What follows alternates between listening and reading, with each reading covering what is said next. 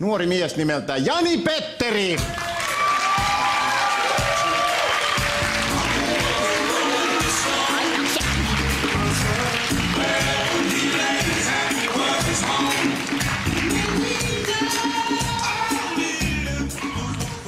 Terve Jani Petteri. Terve.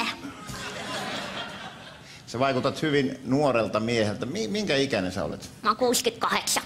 Oho. No vitsi, kyllä mä oon ihan 6. Haittaako se?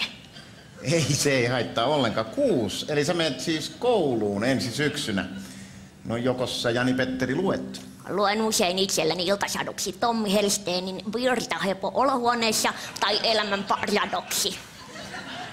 Vai niin, aika haastavaa kirjallisuutta. Haittaako se?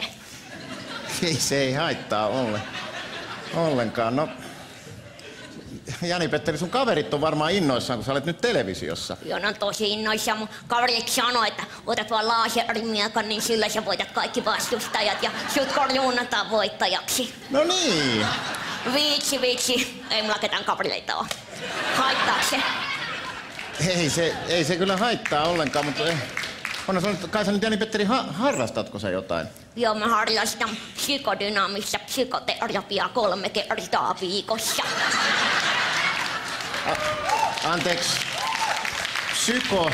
Terapia.